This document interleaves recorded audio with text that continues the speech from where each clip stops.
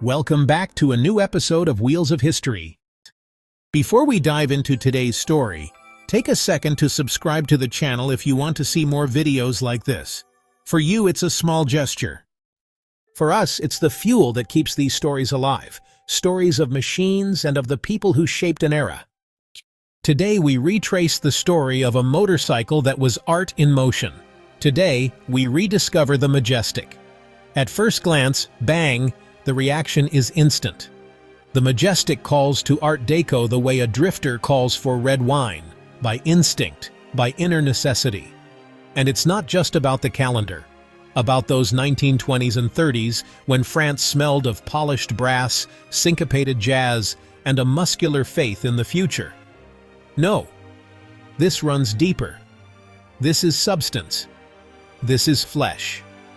The squared, smoothed soul of an art form that didn't settle for working properly. It wanted to seduce, to persuade, to tie a necktie around mechanics without scrubbing away the smell of oil. Georges Roy, who never drew simply to make things pretty, but to make the world stand upright, takes that sensibility and pours it straight into a motorcycle. The Majestic is born. And the name is no accident. This is a machine that presents itself like a fine piece of furniture or like a locomotive built for a drawing room. Elegant, yes, but with a worker's elegance, forged on the lathe and finished with a file. The bodywork is wide, enveloping, fused to the frame like a well-tempered suit of armor. Geometries talk to each other, sometimes argue, like a jazz quartet. Ovals that reveal the wheels, pure logic that turns into style. The fenders aren't bolted on. They're absorbed, digested by the form itself. And then there are the side vents. Ah, those. Not just holes to let the engine breathe, but the lines of a mechanical staff.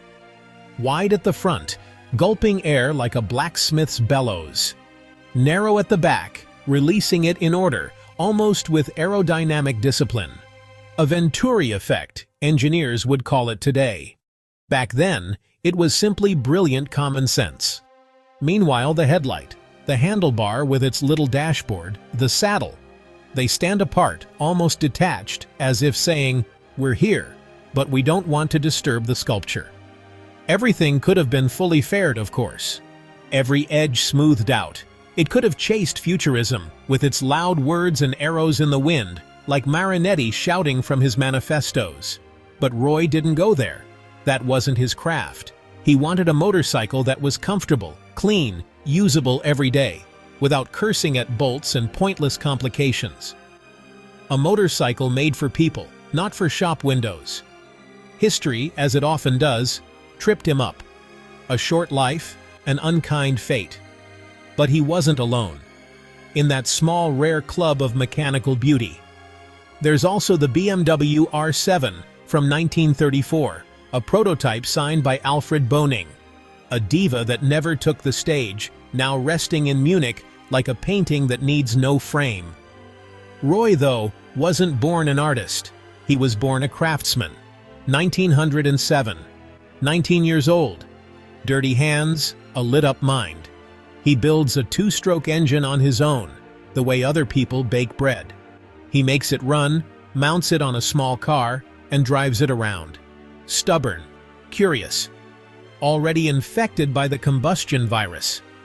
Then comes the patinette, an early ancestor of the scooter. Small wheels, Swiss heart, a Dufault engine, serious stuff, descended from the Motociclette school. We're in Châtellerault, a military arsenal, wartime. He steals time from war and gives it to mechanics. A clandestine of passion. After the First World War, an abrupt detour. No motorcycles, knitwear, textile machines to improve, transform, make smarter. And here Roy draws another weapon. Invention. Patents pile up. Success comes fast. The new activity devours him, absorbs him. It looks like the end of the story. But passion is a bad ember. It only takes a breath. In 1923, he sees a car, American. Almost a car, the trade press says. A strange frame. Two U-shaped longitudinal beams, horizontal, linking the wheels like a steel bridge. Roy stops, looks, understands. That frame was an old nail driven deep into his head. From that moment on, he starts studying again, simplifying, stripping away the excess. He wants to rebuild that idea his own way. Less noise, more substance. And from there, step by step, bolt by bolt, the Majestic takes shape. Not just another motorcycle. A manifesto of its time on two wheels. A toast raised between the workshop and the cafe. A piece of history that, even today, if you look at it closely, looks back at you. It doesn't wink. It stares. 3 years pass. They don't fly. They crawl, like metal filings under your shoes. And in October 1926, at the Paris Motor Show, Roy steps up once again to the counter of history. This time with his name and surname clearly on display. New motorcycle. It sounds almost like a challenge. A dry, no-frills title, as if to say, this is a motorcycle, full stop. But no, it's an object that unsettles, that takes the road at an angle. Nonconformist, a worn-out word perhaps, but perfectly placed here. The heart of the matter is the frame, stamped sheet metal. Not an absolute novelty, granted, but Roy pushes it to the limit. A single sheet of aluminum, cut, pressed, folded like a tavern map, held together with rows of rivets.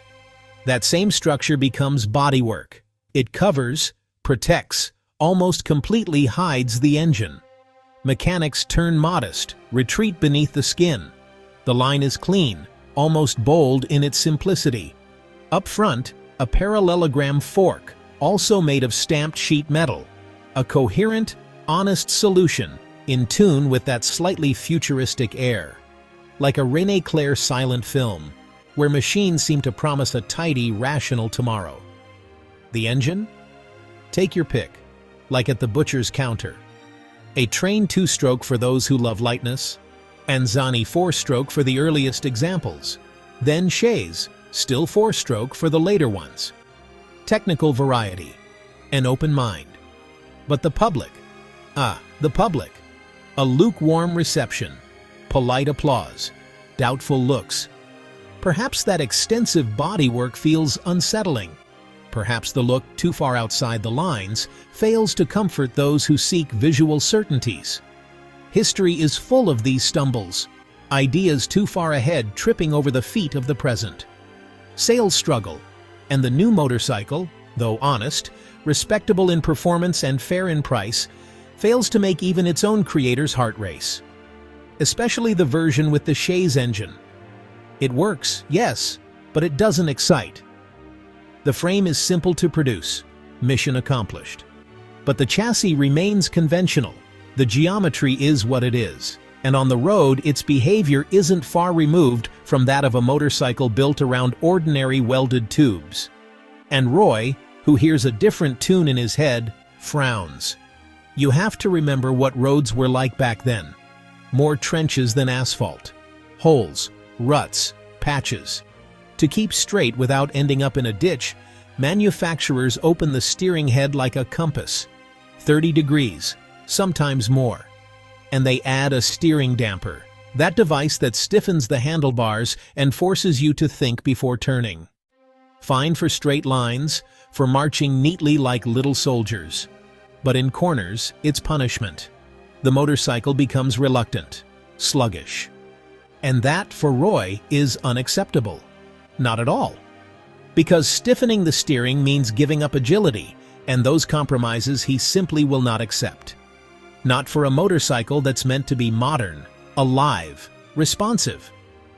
So he starts thinking again, taking everything apart, at least in his head. Using the same production technique developed for the new motorcycle, Roy designs an entirely new frame. 2 longitudinal beams run along the sides, wrapping around the wheels like bony arms, positioned slightly lower than the wheel axle. Up front, the wheel no longer pivots around a traditional fork. The hub itself incorporates the steering. The handlebar commands it through 2 link rods. a visionary mechanics solution, something that feels torn straight from a notebook filled with sketches and oil stains. The front suspension is a kind of telescopic system ante litteram, a mechanism that recalls guided wheel axial sliding suspensions that would only become widespread in the years to come. The rear end? Rigid. No debate. The road is what it is, and the rider is meant to feel every inch of it, right down to the bones. This is how the Majestic takes shape. The real one. For series production, Roy chooses the French Chaise single-cylinder engine in 350 and 500 cubic centimeters. Sizes the average motorcyclist understands, appreciates, and can afford. But Roy doesn't forget the refined palates. For them, he prepares two special machines. One powered by a 750 cubic centimeter V-twin built by Jap, pure English pedigree, mounted transversely. Another carries a 500 cubic centimeter V4 by Chaise. Machines for connoisseurs. For people who don't talk at the bar, they listen. Final drive changes with the heart beating beneath the bodywork, chain or shaft, depending on the engine's character. And the Majestic, conceived this way, doesn't ask for permission. It moves forward, different, stubborn, just like its creator. Roy never thinks small. He never has. In his mind, a motorcycle shouldn't only convince those already living on fuel mix and chains, it must also seduce the ones on the other side of the street, sitting comfortably behind a steering wheel. Automobiles in those years sell. They sell very well. They promise comfort, protection, a bit of distance from the clanking, scorching machinery. And so the Majestic is born with this ambition too, to be a bridge, not a trench. A motorcycle that welcomes you, shields you from the mechanics like a well-tailored coat, makes you feel less exposed and more in control. Original in line, yes, but also reassuring. On the advertising brochure, without hesitation, stands the phrase, moto voiture. Motorcycle and automobile together. A declared hybrid. The specialized press doesn't stay indifferent and looks for a word to classify it. It finds one. Motomobile. A little awkward.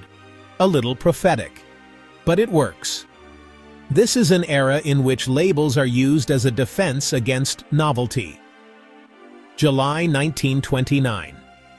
The British magazine Motorcycling publishes a preview. 3 photographs. No name, curiously, as if the creature were still too strange to be baptized. It's only said that it comes out of the factory at number 77 Avenue d'Antonio, in Châtenay-Seine, the same as the new motorcycle. The verdict? British to the core. Not entirely attractive. Translation: it makes us uncomfortable. Then they strike with elegance, automobile-inspired lines, steering that recalls a popular, successful English utility car, now out of production. A polite way of saying, drawing room stuff. Then, however, the tone shifts. Curiosity overtakes sarcasm. Whatever may be said about the latest French project, it certainly cannot be accused of lacking originality. It will probably cause a sensation at the next show. And here, stripped of Anglo-French rivalry, comes the real news. Roy's new motorcycle is powered by a Cleveland engine, 1,000 cubic centimeters, 4 cylinders in line, air-cooled. An American giant fitted into a French frame. From this detail, it's clear that the Majestic was initially designed to house that Yankee heart. Only later, perhaps for cost reasons, does the project turn toward more continental engines. The Cleveland-powered machine, however, remains. It is Roy's personal motorcycle, and that says everything. October 1929, the Paris Motor Show, the official debut. And here Roy leaves nothing to chance. A serious, muscular press campaign. Moto Review that same month runs a double-page advertising spread. The illustration is signed by Geo Ham, a man who could draw speed the way others draw clouds. On paper, the Majestic already seems to be moving. and the sensation arrives, right on time. The public is struck by the unconventional lines, by chassis solutions that dare where others hesitate. Road tests promote the project with full marks, inasmuch as one can speak of marks in an era when motorcycles are measured more against mud than numbers. Stability is good at all speeds, straight or cornering. Comfort is surprising. Handling is more than respectable. Of course, comparisons are made with the motorcycles of the time, not with future dreams. The hub-centered steering doesn't allow for tight courtyard turns. The turning radius can't match a traditional fork. But it's a detail. Nitpicking. The advantages far outweigh the limits. Then comes glory. Brief, but intense. In the hands of private riders, the Majestic also proves itself in competition. Not through aggression, but through smoothness. It's a forgiving motorcycle, one that guides you. And so amateurs dare. Long-distance regularity events, punishing trials like the Paris-Pyrenees-Paris or the Auvergne Winter 6 Days. The Majestic is there. It holds on. It brings results home. It even reaches Italy. Turin, city of blacksmiths and engineers. Here, Valerio Riva takes the complete Majestic front end, steering hub and suspension, and mounts it on his own racing motorcycle. A 500 cubic centimeter engine, 4 cylinders in line, double overhead camshafts, entirely designed and built by himself. He competes in the nation's Grand Prix at Monza. He leaves no mark on the results, but the gesture remains, a sign of respect, of technical curiosity. In 1931, the frame changes its face. The 2 longitudinal beams soften, lose that steelworks look, and take on a more artistic form. The structure grows, occupies more space, becomes an integral part of the bodywork. This is the most beautiful Majestic, without question. Technically, little or nothing changes, but the eye is grateful. And the eye, as we know, wants its share. Then comes the bitter moment. Roy, perhaps unable to fully close the chapter of his past, or perhaps because knitwear machinery remains his main source of income, sells all his stakes in the motorcycle venture to De La Chenal of Joinville-le-Pont, the same company that produces dollar motorcycles. It's a forced farewell. He returns, body and soul, to textile machines, and bad luck adds its weight. De La Chenal falls into crisis, and within a few years, goes bankrupt. With it sink the Majestic and all the projects Roy had left on paper, waiting for a tomorrow that will never come. Dollar is later acquired by Omnium Métallurgique et Industriel, which also owns the Chaise brand. Production continues, formally. But hope fades quickly. There is no longer momentum, no longer vision. And so, in just a few years, the story of the Majestic comes to an end. Around 600 examples produced. A ridiculous number for the market. An enormous one for memory, because that motorcycle, despite its short life, earned its place in history. Not only in the history of motorcycling, but in that of Art Deco itself, an art that knew how to speak through bolts and sheet metal, and it meant every word. We'll stop here. And as always, remember that engine parts and rubber components for vintage motorcycles can be found at thekingofpiston.com. The wheels keep turning. The stories remain. Every motorcycle traces a path and reveals an era. Until the next stop, always on 2 wheels, with another piece of history to tell.